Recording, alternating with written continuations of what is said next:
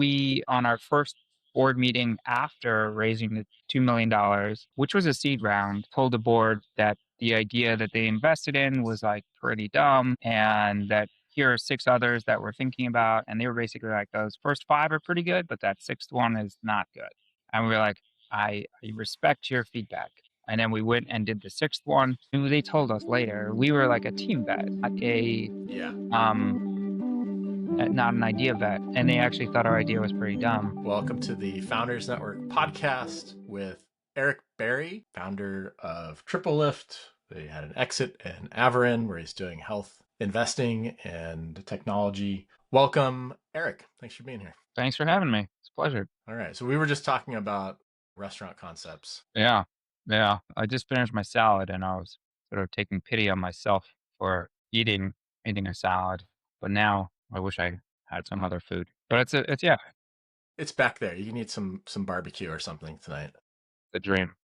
But good to have you. We don't have unlimited time, so we wanted to talk about your journey as a founder at TripleLift, a unicorn that you raised, I think, around 17 million and a 1.4 billion dollar exit. So modest outcome for you there, and some trials and tribulations that all founders face that even you two lived through. So I wanted to talk about that, and then especially around fundraising, and then we were going to talk a little bit about your new thing in Averin and where we are in this moment around investing and AI and some of the trends that you're seeing and moats and distribution and all that fun stuff. Why don't we just start with like a little bit more of an extended intro on your background and your journey and, how you found yourself sitting in the chair where you are today. All right.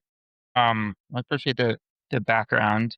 And it's always good to see you, Kevin. And thanks for having me Likewise. on the podcast. Time we can keep talking about restaurant ideas because that was pretty fun. I will note that Kevin wanted a prep call, and I missed the prep call because I was buying fish for my daughter, trying to pretend the fish that died didn't die. And so I'm sorry once again about doing that to you. Which failed, but she Which, didn't buy yeah, it. it was a complete failure. She's a smart kid. Yeah. So, all right, I'll just give a little bit of a story here. I'm not sure how far back I should go, but uh, I guess I'll just go to college, which is undergrad, grad school, computer science. Graduated, no idea what I wanted to do. Everyone was like, Eric, you're super argumentative. You should go to law school. And if somebody says that to you, you can't really argue with them because then you just prove them right. And then you just, one way or another, you end up in law school. So I did law school, was a practicing M&A attorney for a few years, did not care for that. And ultimately found myself back in the tech world where I had always naturally gravitated. As a kid, I was always hacking on computers and stuff. So I was a founder and CEO of a tech company. And it was in the ad tech space. We were the sort of originating idea for the business was, at the time we founded the company, we were in this accelerator and we had applied to this accelerator with like a totally different idea. And every other company in the accelerator was like really far along, or at least modestly far along. They had like a business with customers and stuff. We didn't even incorporate until the second day of the accelerator. And so we shared an office with a company that was doing a wedding website app. And at the time, which was like forever ago, 2012, Pinterest was just starting to blow up. It was like Pinterest, for a very brief moment in time, was the fastest growing website in history.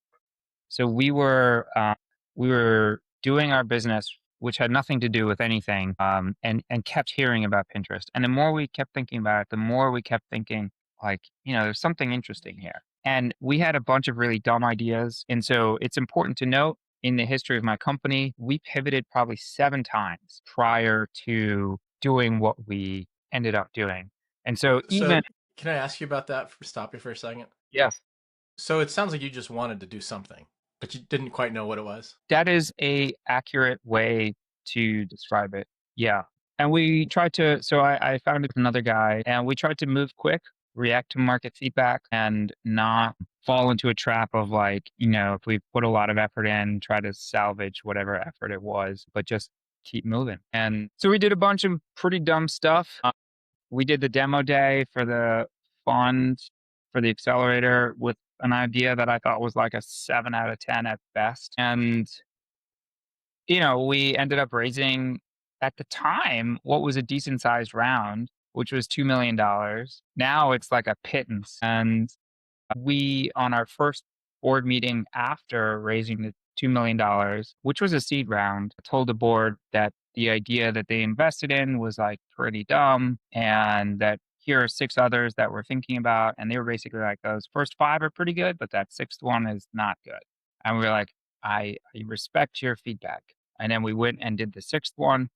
The general idea of that one and what became the company, which was called TripleLift, is this idea that, we saw, like I was getting at, Pinterest and all the other businesses that were sort of taken off at that time, which remember is a long time ago in internet years, Tumblr, Instagram, Twitter, those were not, I mean, Tumblr, I don't know if that still exists, but the rest are not today what they were. And so our view was, they're going to want advertising, but they're not going to want generalized banner ads. They're going to want something that's more integrated into the user experience, which they're spending a lot of time working on.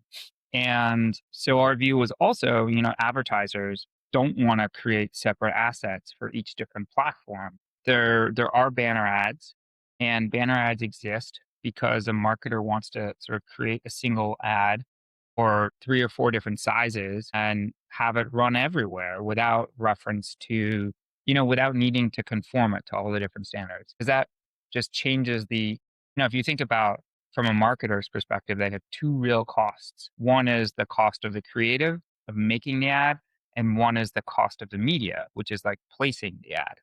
And, broadly, if they can have a creative with less cost, then they can spend more on media, more on distribution, get it in front of more eyeballs. And so our view is if we could use technology to use a single set of assets and make it look great on all those different publishers, like the Instagrams and whatever of the world, that'd be great.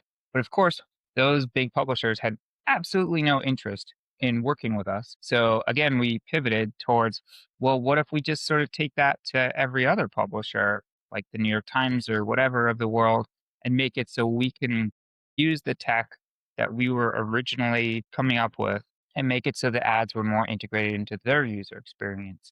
And the way that we ended up doing that was building tech that looked at the assets marketers were using, used computer vision to understand where the faces, bodies, edges, focal regions, logos, etc. And then per publisher, we would create a custom placement.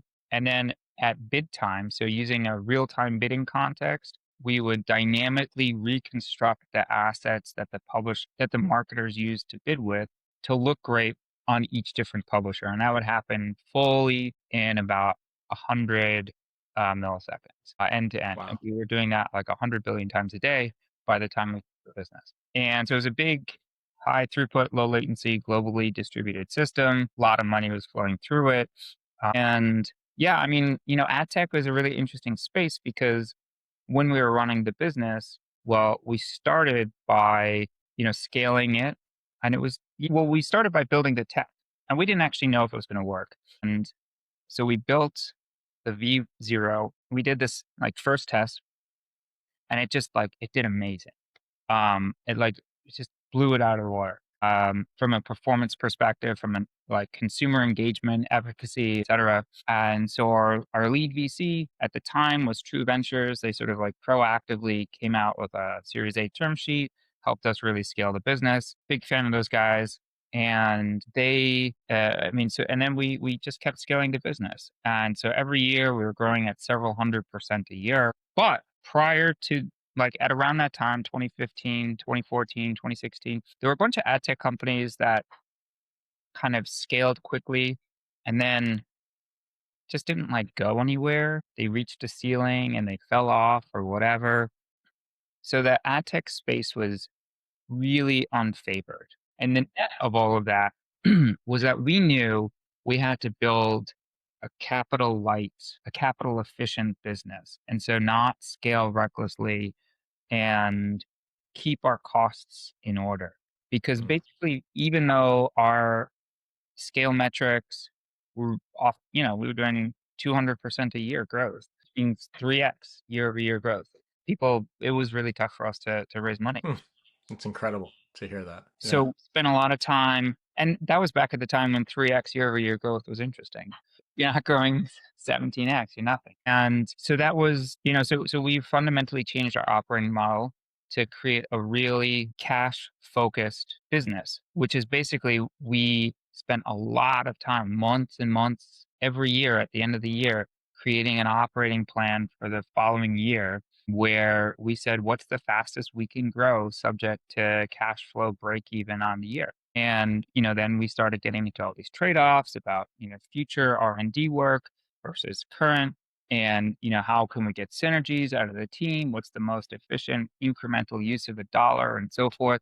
And those are really good conversations to have. And it made us a really efficient business.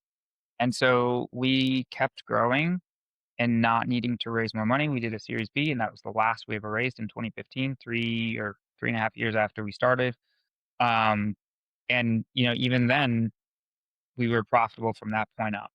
Um, and yeah, then we changed the target from break even to what's the fastest we can grow in with a 10% EBITDA margin on a intra-year basis. And then, we were able to scale the business pretty well and have a lot of profit. And ultimately, I've been talking for a while, so feel free to, you know, Yeah. we had never really thought about selling the business. And, every time we did a prior round of financing, there had been like one or two companies that were in the mix. We talked to Yahoo in the heady Marissa Meyer days of like buying anything with a pulse, to some of the social media companies who had been in our orbit, but we never had a concerted effort to actually sell the business. And so then one of our very large West Coast strategic, $1 trillion type companies was sort of sniffing around to see if we would sell the business. And at that point, we were like a decade in, kind of getting a little tired. And so we hired an investment bank to run a process to basically maximize the outcome or to get us some secondary where we could keep going. Push comes to shove, we got a great deal with a private equity firm, sold the majority of the company for, like you said, 1.4 billion. And, I can pause there if you want to ask anything, or I can keep going. Yeah. Well, let's pause here for a minute, and I want to go back and sort of drill down on some of the key moments. Your number six idea that you felt was a 7 out of 10 turned out, after all, to be a pretty decent. I mean, I wonder what a 10 out of 10 is, Oh, if that's a seven no, out of 10. sorry, the idea that we presented, The one you finished the accelerator was 7 out of 10. yeah, Yeah. So this board is not your board is not always right. Is kind of a takeaway, right? Like, as a founder, you have to have discernment about, you're the only one in the driver's seat in your shoes, in charge of the company. They're kind of outside. That's probably a trap a lot of founders fall into, though. I would guess that, listening maybe too much to the board. Can you speak to that yeah. a little bit about that? Like, I'm really interested in like the decision making part of this, and how do you make decisions as a founder? Well, you're like definitely taking a risk if you go against what your board says like that and you're Mm. the founder, because you know, I, I I've written a few social media posts on this point, which is yes, a lot of founders look to their board for strategic advice. And I don't always think that board members provide the best strategic advice. So, foreshadow a little bit, which is to say I'm now a VC, and I try to at least take some pains to avoid what I think were the traps that some founders would, maybe myself in a prior role, would have fallen prey to, which is, if the board is really strong on certain strategy, they're definitely not subject matter experts. Almost never, 99.9% know more about the founder's specific industry than the founder, right? They do know in many cases more cross-sectionally, and they know more broad strokes thematically, but way less about maybe what the specific industry is, though it depends on how far along that company is and that founder's specific experience in the company and so forth. And so I think it's really helpful for a board member and a founder to be like honest and open with each other about what they do and don't know, and to phrase the conversation appropriately, to be sensitive. And so, I think there's a certain ecosystem that's built up in the VC community about founders sort of like pretending like they know everything. VCs sort of tend to respond well to that. At the same time, I think once you and that works well in a pitch context, but once you're past that, I think there's a lot of value to being really honest and open and vulnerable and saying what you do and don't know as a Yeah. founder. And a VC also should say what they do and don't know, and should ask questions that they think are interesting questions, but not say answers unless they actually know the answers. Yeah, we have a sort of no guru rule at Founders Network. And coming from higher ed, when I started the Entrepreneurship Center at Santa Clara, there was this distinction between anecdote and knowledge and Yeah. data. What can you do a regression analysis on to really prove is true versus what was one person's experience? And anyways, that's kind of why I started Founders Network, was to create that peer group where you can kind of get lots of cases and sort of discern with that and the decision making. But I think that is a great point. Like there's so much kind of pedantic, like, here's how you do it, go from here to, and as a founder, it can be a little confusing and maybe cause you to question yourself. And conversely, some of my favorite founders are the ones who are able to hold the questions and not have an answer. Like, you don't always have to have the answers, right? Yeah, exactly. It's uncomfortable, right? Because nobody, like, society isn't set up to reward you for saying you don't know the answer, Yeah. at least at first blush. But I think, the medium term result tends to be better if you admit you don't know and you're running some experiments and whatever, as long as they're thoughtful and you can talk about the construction of the experiments and, whether they're set up to get the data that you want and all of that in a good and productive way. Don't know, but I'll work like hell to find out. And Yeah. that's the second part that everybody should be investing in, Yeah. right? Here's how I'll find out. What are your thoughts Yeah. on that Yeah. strategy? I love that. I want to talk a little bit more about this stage too, of like going through all these different ideas and the ideation, and like you wound up doing law school as sort of a default mode, and then did the accelerator. And like, I don't know, I come across a lot of founders, and some of them are missionaries. Like they've been 20 years in that space, and then they see the opportunity and like they're just dying to solve that thing. Your story doesn't strike me that way. It's more like I wanted to be an entrepreneur, or I don't know. Maybe can you speak more to like what was your in those early, like, what made you decide to do this and go down this path?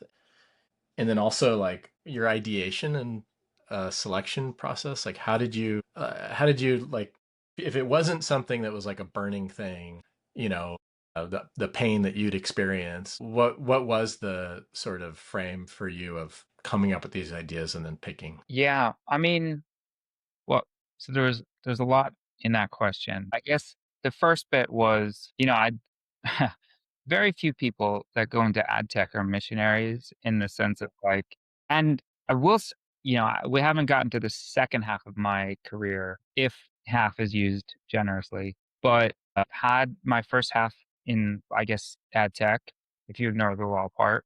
And, honestly, there's a lot of intellectual challenges in ad tech. It's a good place to make money. It's a good place to learn how to run a business, to run a business, it is an intellectually challenging place. But at Yeah. the end of the day, it's ads, right? Yeah. Not Changing the world. you're not Yeah. helping in any Yeah. way. Yeah. And so, I did it. Like I had a good run there, did the stuff there. I learned how to run a business, made my money. Broadly, I feel like what we did was good and moral and ethical within the world. Yeah. Now I do healthcare. And Yeah. Yeah. Let's talk about that, because now I feel like you do have more of that purpose driven second half of your career. But it's interesting anyways, just to note that, like, because I don't necessarily think one is better than the other necessarily in terms of like outcomes, as you know as you're describing your time at TripleLift. It doesn't sound like it was a, like you said, it wasn't a missionary thing, but it was kind of a top down, almost like, oh, there's a rich space. Oh, that's really interesting. Like that would be a good opportunity. So you're kind of almost tops down versus the bottoms up of like what's inside of you, like what, pain are you feeling you want to Yeah. solve.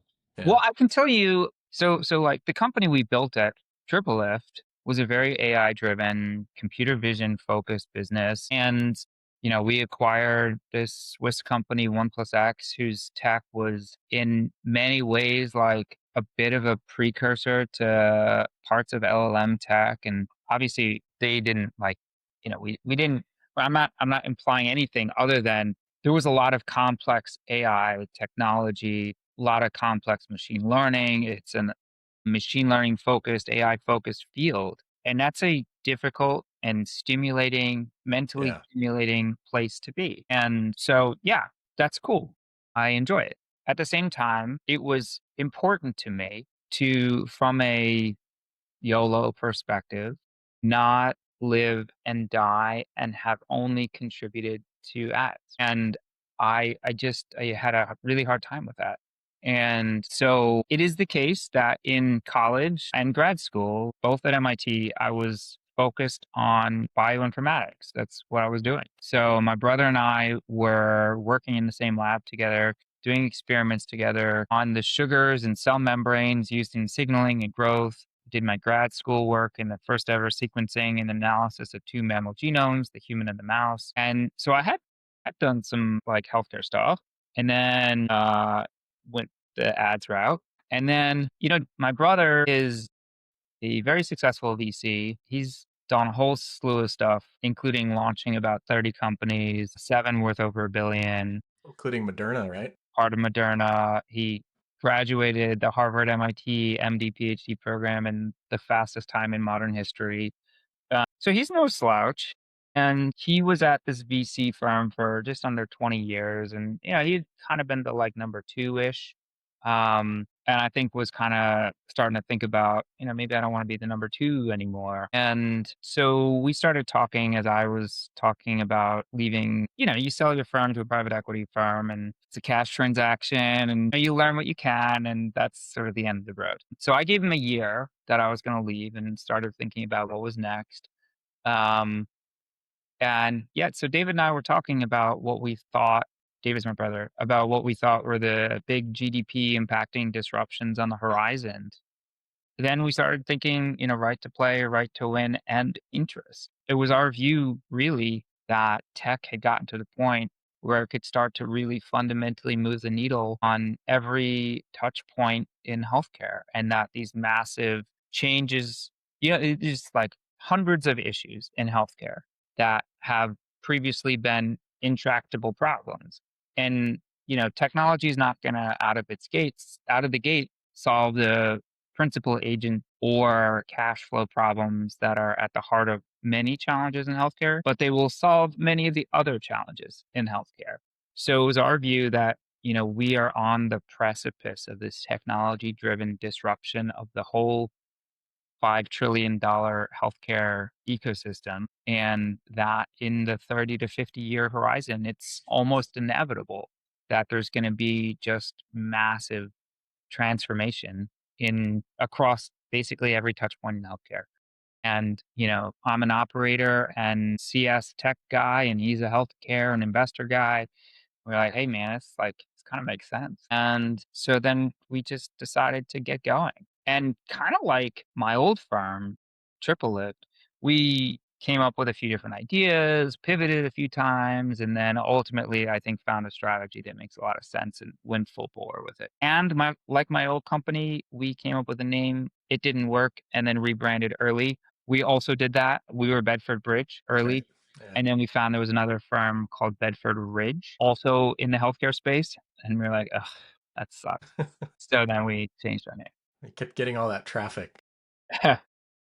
Well, smart play. So I love the framework of right to play, right to win, and impact, and then this idea of, again, like actually smart way to do it. Like thinking about where's the big GDP, like top down macro view of like where the opportunity is going to be. I think in tech, like a lot of times it's just default, right? Like, oh, it's AI today, and then it was something else, and SaaS or Web 2.0, Web 1.0, or PC or whatever. So, but to go into Um, and then the why, right to play. I think you articulated that really clearly. I didn't realize that you did that in college. Had that health bioinformatics focus. That's really neat that you worked on the DNA. Yeah. I mean, it's a big deal. I was Yeah. in a Nature cover article for the mouse human comparative analysis, the first ever two mammal DNA. And back at the time, I was like using what counted as a supercomputer to do it, which is like probably less powerful than your MacBook. But, you know, Yeah. at the time, it was a big deal. Yeah. That's super cool. I'm reading Selfish Gene right now. I don't know. Uh, Richard Dawkins. It's interesting. It's just a whole view that like all we are is survival machines for our DNA. And it's just been, we're like the progression from the primordial soup of defense, offense, to get more input and raw material for these things to keep replicating. There's a theory that viruses evolved as from, whatever to living things and then and they were like actually alive. And then they kept optimizing and kept cutting out the stuff that wasn't necessary to the point where they hit like sort of this not alive state again that is like maximally optimized for the propagation of the DNA strand that is the virus. And so it evolved to be not alive. Huh. And then we went the other way. Yeah, I suppose. Yeah. No, I mean, it And evolved there, from being alive to being not alive right. from the same ancestral tree. But it must have branched, right? Yeah, yeah. Yeah.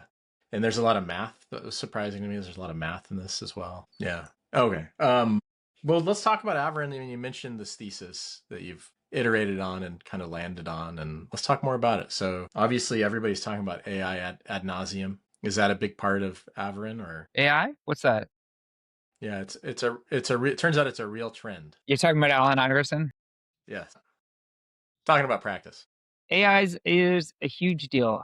That said, I think we take great pains to invest where we think that there is a durable advantage for companies, where AI is a tailwind and won't soon turn into a headwind. And so, an example of in a different space where AI was a tailwind and will, I believe, soon turn into a headwind is like a company like Harvey or Legora or whatever, which is an AI for legal tech, where they are built on top of third party models and not necessarily providing too much themselves. Maybe people will talk about workflows, but you see now there is these open source alternatives that are just like copying the workflows using the same third party models. And Claude is making it easier and easier to do Mm. more in the legal space. That's quickly becoming a headwind. And so we think a lot about where is that not the case? Where is there durable advantage? Where is there something that, but where AI is a tailwind. And so an example of that is a company we invested in, Mandera, where Mandera builds surgical robotics that are super lightweight and built to fit into the flow of how surgical theaters operate today while producing dramatic improvements in the efficacy and reduction of complications and so forth in outcomes, and do it leveraging the best of what AI and other things bring to bear. And that's the sort of world where, yeah, you can take advantage of AI, but it's very unlikely that 100-gram robotics that produce sub-millimeter Yeah. accuracy for deep needle insertion are going to be a focus of like OpenAI and Right. soon. Right. So it's a hardware moat, it's regulatory, healthcare, medical moat. It's also maybe a niche as well, where it's Yeah. going, like you just said, it's going like a very specific Well, thing that's, that's a niche, but it turns out to be quite a large niche. So yeah, that's a very common hospital procedure. Oh, interesting. yeah. So there's like providing care itself. So can you use AI to improve how care itself is delivered while you're actually using it? Like that means delivering care. And so are there ways to deliver care with AI? Are there ways to, use AI in conjunction with other technologies to improve outcomes? And so we have a company that combines AI with quantum physics to improve models of how proteins are folded and more. And these are, again, really complex somewhat narrow niches, but not just AI, deep domain expertise, and a little bit out the wheelhouse of what we think a frontier model can do. And these are companies you've backed, or these are companies you want to back? These everything I've referenced are both Yeah, companies we backed and companies we want to back. that's cool. So this is the sort of thesis of Averin, and I guess you're getting a little bit more meaning out of it. It's the one of the takeaways as well, is it feels more like impactful. Yeah, I mean, Yeah, it's like a great place for me, not to brag, but which is I feel great because there's like all I think it's not 100% impossible, but it's like really hard for a startup in the healthcare space to be good and successful and like net negative for society. I think there were some like cerebral or whatever may have been one by and some of these like compounding pharmacies and like, whatever, by and large, they're pretty good. And yeah. Purdue is it one of some of yeah, these? Yeah, by and large. Uh, that said, it's also a great place to make money. And so it's a great place. Like I love the work. There's so much that's really interesting. You yeah, learn about the like immune system and you spend time in like how does yeah. immunology work? And it's just one of the most fascinating things. And like there's an infinite amount you can learn about healthcare and the human body and how it all works. So there's always something to learn. So it's intellectually stimulating. There's you do good and you can make money. That's really cool. And it's yeah, it sounds like a through line is learning and interesting problems for you for your career. I wonder now that you're on the other side of the table, do you have a perspective? I mean, I know you do because I've read some of your posts recently, but a perspective for founders now that you wish you would have had then, that now that you're investing, it's kind of clear that oh no, no, you're doing it wrong. There's a better way to fundraise that's, I wish more founders knew this, that kind of message. Well, I don't know that I know the best way to fundraise. Like, I didn't raise a lot of money, so you could argue I was pretty bad at it. But yeah, I But mean, people are coming to you for money now, right? yeah, but I mean, I guess there's like at the end of the day, there is the case that not everybody understands what VCs need to do. And that's something that founders do need to understand, which Yeah, is like by and large, a VC firm needs to get a VC style outcome. And you need to make it clear how you're going to get there and like what that looks like and sort of why you're well positioned to do it. Also, like good VC is, a good founder and a good VC are content to work together. It becomes a partnership. And so both sides have to try to get along in those early meetings and both sides should try to not be dicks to the other. And, I think I see a lot of founders and there's some like, let's say accelerators and whatever that have promoted this idea that all capital is equal and you should sort of just treat VCs as commodities and just get hmm, whoever is the cheapest and most available capital. And for some founders, that's probably right. At the end of the day, though, like you have to work together for the next, 6 to 12 years or something. And you want to get started on the right foot and figure out who's going to be the right person to start with and work with. And I don't think that's always part of the consideration set. when you reflect on your experience with TripleLift, did you work like that with your investors? Did you partner with them? And what were, no, yeah, yeah. I see a distribution with our portfolio at FN Fund. Like some people lean on me, some people are content to just kind of go execute on their own. What are your thoughts on that? Yeah, I mean, I guess I'm being a little hypocritical. I mean, I'm sure you work with founders you've invested in who are leaning on you, right? And you guys, you mentioned like some funds maybe are commodity, but you're in health. So like there are definitely, there's knowledge there and connections there in that sector that are hard to navigate that you guys bring to the table. I'll also say that our approach very much depends on the performance of the company, which is, the more and people should kind of understand founders need to understand this too, which is like if you're doing really well, then a VC is going to give you a lot more leash to like go off and do it. And I want to help, but I don't want to like get in your way. Get in the way. Yeah. Whereas if things are not going well, then maybe we start to talk more. Yeah.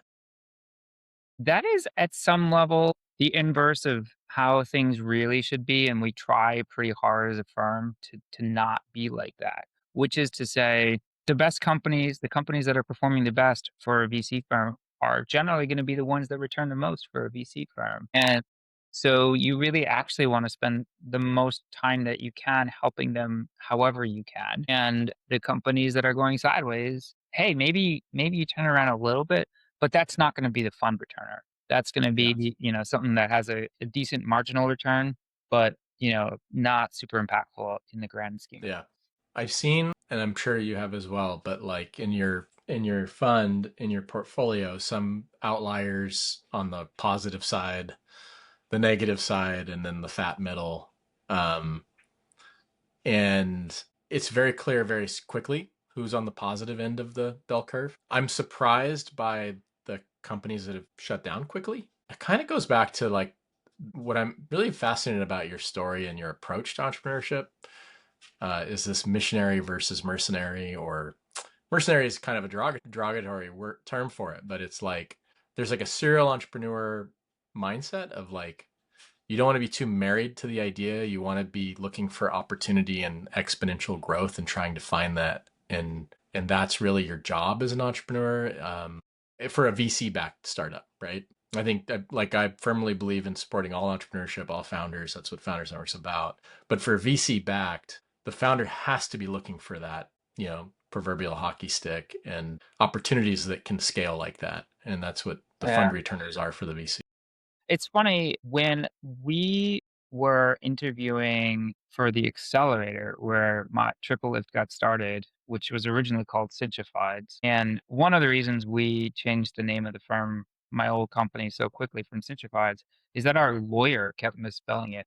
We were like, man, if our lawyer's job is to like have attention to detail, can't spell it right, or just name DOA. Couldn't figure out how you had such a good deal with your lawyer. Yeah, our lawyer Still, was free. It was free for a while, and we even still changed law firms. Um, and, uh, yeah, so in the interview process, it was me and this other guy, and we were talking about the founding idea of the business, which admittedly was pretty dumb. And they were like, if the market gives you negative feedback on this idea, what are you going to do?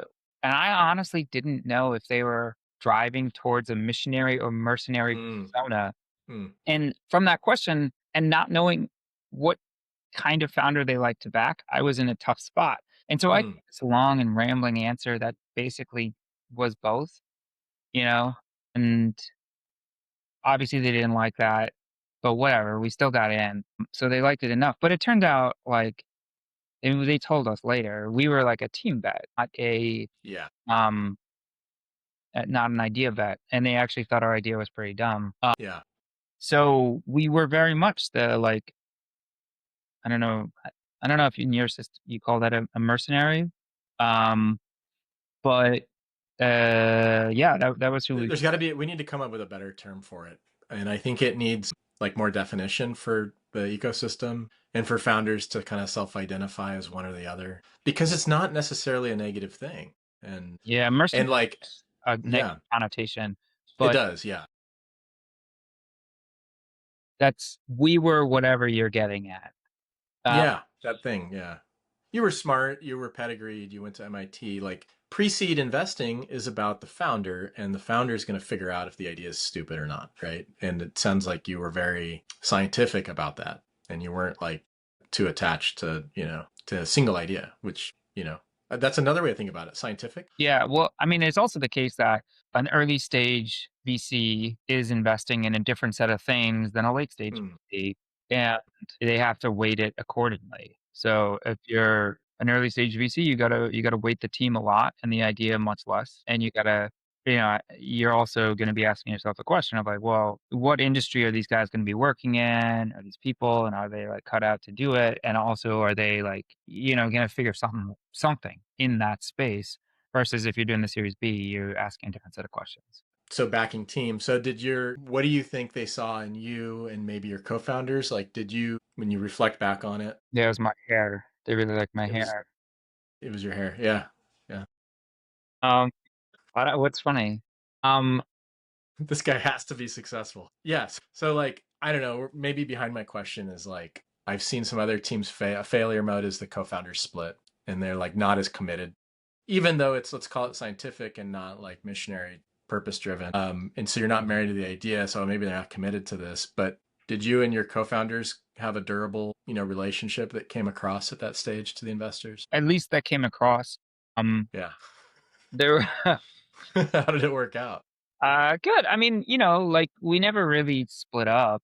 So, I think there's So always that's, like a yeah. little bit of tension with co-founders from time to time, and we were certainly no exception. But by and large, we took pains to find our swim lanes, and I think well, my two co-founders had generational talent in certain things, and the more mature we got as a company, I think the more mature I got in making sure that they were spending their time in specifically those things which they were generational talent at and not anything but that. And that was really and that, I spent a lot of time talking to them about like what are your career aspirations other than like having my job? Like what do you want to be doing and how can we set you up to do that? And I think if you're having those conversations with your co-founders about like what makes them happy and so forth. That goes a long way. Differences in strategy, ideas, and so forth are harder to reconcile out of the gate. But we also did things like hire third party strategy consultants to work with us on how to evaluate the merits of different approaches. So things were never really devolving to us just yelling at each other. Hmm. So that might be a takeaway is like really investing in the communication structure or something. I know you guys at TripleLift had best places to work award, and Yeah, we won that like all the time. what were you doing? How did you? I mean that's a great. I mean now it's the solo vibe coding founder billion-dollar unicorn, so maybe it's not relevant anymore. But retention, like talent retention, is important, right? So what were you doing there to get people to join and do their best work and that sort of thing? I mean, a lot of those same ideas, which were like, well, I mean, at different points in a company's journey, different sorts of things work. But at the end of the day, I think what's important is people want clarity. People don't want bullshit. People want good communication and they want to know why they're doing what they're doing. They want to feel like they're part of it. They want to feel like there's upside for them personally. And they want to enjoy coming to work. And so, I think having a leadership team that has a certain disposition is helpful, which is just like, you're either dicks or you're not dicks. And that kind of like starts at the top and flows down. And if people think the culture is like full of dicks, then it's probably the senior leadership. And if you don't tolerate that as amongst your executive team, that flows down, right? I think that's really important. We did the baseline snacks and all that stuff. And we had a really Yeah. serious focus on snacks. We had goofiness. So like I used to tell like stupid jokes and I would like make a whole point of like, I know this is stupid. What do you got any in your back pocket? Yeah. What's orange and sounds like a parrot? Orange and sounds like a parrot. Carrot? Correct. That's pretty good. Yeah. Don't pretend like you didn't know the answer to that. That was great acting now. Kevin gets the Oscar. Thank you. Thank you. But like I've been in environments where the executives kind of had this power distance and you didn't feel like you're working your butt off for this company and it's not for the pay, right? And a lot of people choose to join startups for the camaraderie, right? So it sounds like that was a focus, like creating that environment where people felt connected to you, they had access to you, they could influence you. Yeah, I used to have for a long time. I had early I had one-on-ones with every new employee. Then, we had too many new employees and I started having like lunches with like, groups of new employees and I was always there. It was like just, I think I'm like just by nature kind of like accessible. So Yeah. I maybe I wish I could be more intimidating, but people Yeah. would not intimidated. I mean, you're one of the most successful guys I know. You're one of the smartest people I know, and you're one of the most humble, I think. and self-deprecating with like your hair comment. Which, by the way, I should have said, you had a full head of hair before you started doing a startup. Yeah, That's the truth of it. Did stress and that? I mean, we're kind of at a stopping point, a good stopping point here, yeah. talking about your hair. So, Eric, this was fun. Thank you for sharing your experience, and I hope people got something out of it. And It's always a pleasure to talk to you, Kevin. yeah, I always enjoy it. All right. It was a pleasure. Thank you. Yeah, thanks, man. Good to see you. Thank you. All right, Bye. bye.